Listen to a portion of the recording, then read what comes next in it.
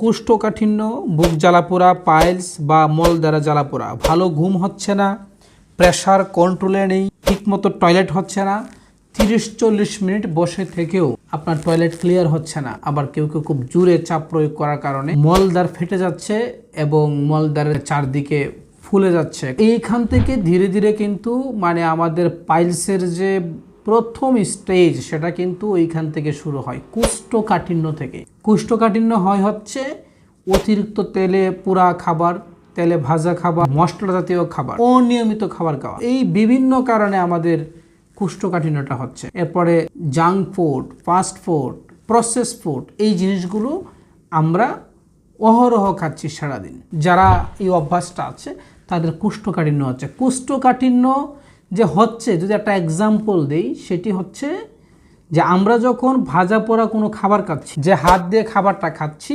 দেখবেন যদি সেই খাবারটা মশলাযুক্ত খাবার বা তৈলাক্ত খাবার হয়, তাহলে খাবার খাওয়ার ফলে যে হাতের মধ্যে তেলের এবং মশলার যে আবরণটা পড়ে, সে আবরণ কিন্তু সাধারণ পানি দিয়ে ধৌত করলে সে আবরণটা পরিষ্কার হচ্ছে না, তখন আমরা হ্যান্ড ওয়াশ বা সাবান ব্যবহার করি।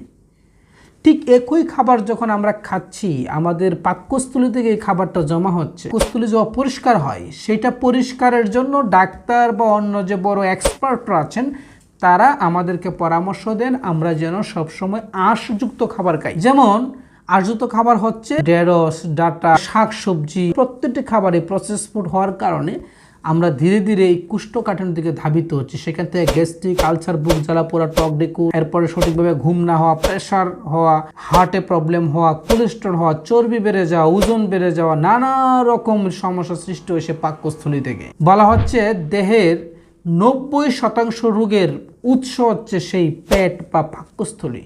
সেটা যদি পরিষ্কার রাখা যায় তাহলে আমরা 90% রোগের হাত থেকে বেঁচে যেতে পারি। আমরা যদি নিয়মতান্ত্রিক জীবনযাপন করি তাহলে এমনিতেই ধীরে ধীরে এখান থেকে আমরা বেঁচে যাবো। এ না করে আমরা উল্টা কি করি, গ্যাস্ট্রিক বা পেটে একটু ব্যথা অনুভূত হলেই বা কোষ্ঠকাঠিন্য হলে আমরা দৌড় দিই ফার্মেসিতে গিয়ে, নিজে নিজে ডাক্তার হয়ে আমরা নিয়ে আসি গ্যাস্ট্রিকের ওষুধ।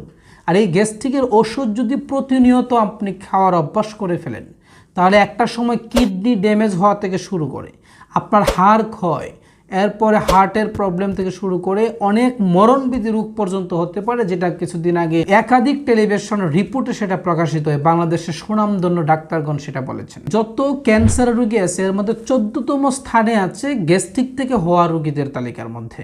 সুতরাং এটা খুবই ভয়াবহ একটা ব্যাপার। এই জন্য আমাদের গ্যাস্ট্রিক বা বুক জ্বালাপোড়া বা একটু ব্যথা করলেই দৌড় দিয়ে গ্যাস্ট্রিকের ওষুধ খেলে হবে না। আমাদের প্রথম যে জিনিসটা দরকার সেটা হচ্ছে আমাদের লাইফস্টাইল এবং খাদ্য অভ্যাস। এই খাদ্য অভ্যাস যদি আমরা পরিবর্তন করতে পারি, ভালো খাদ্য অভ্যাস আমাদের মধ্যে গ্রহণ করতে পারি, তাহলে অটোমেটিক্যালি কিন্তু সেখান থেকে আমরা বেরিয়ে যাব। যারা অলরেডি গ্যাস্ট্রিক, বুক জ্বালাপোড়া, কোষ্ঠকাঠিন্য, এরপর টয়লেট ঠিক মতো না হওয়া, ঘুম ঠিক মতো না হওয়া, এরপর হচ্ছে কোলেস্ট্রল বেশি হয়ে যাওয়া, ওজন বেড়ে যাওয়া, এই জিনিসগুলো যাদের আছে, আমি আপনাদের জন্য সাজেস্ট করব এই স্টমাক ক্লিনজার প্রোডাক্ট, যেটা আমি খেয়েছি এবং আমার পরিবার, আমার আম্মু, আমার আব্বু, আমার ভাই বোন, আমরা টোটাল পরিবার এই প্রোডাক্টগুলো খেয়েছি। আলহামদুলিল্লাহ অনেক অনেক সুস্থতা অনুভব করছি।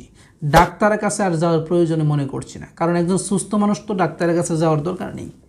তো স্টমাক যদি পরিষ্কার থাকে, খাবার রুচি যদি বেড়ে যায়, গ্যাস্ট্রিক না থাকে, কোষ্ঠকাঠিন্য না থাকে, 30-40 মিনিট টয়লেটে বসে থাকার পরেও তার এই কাজ শেষ হচ্ছে না, সেই জায়গায় আপনি মাত্র 1 থেকে 2 মিনিট বা 3 মিনিটের মধ্যেই সেই টয়লেটের কাজ শেষ করে বেরোতে পারতেছেন। এর চেয়ে আরাম, এর চেয়ে মজা পৃথিবীতে কিছু নেই। স্টমাক ক্লিনজার অত্যন্ত উপকারী একটা প্রোডাক্ট, কারণ এখানে শতভাগ ন্যাচারাল উপাদান দ্বারা প্রস্তুত করা হয়েছে, যার ফলে 10 বছরের উপরে যে কোনো নারী পুরুষ, শুধুমাত্র গর্ভবতী মহিলা ছাড়া সবাই এটা খেতে পারে, সবার জন্য এটি নিরাপদ।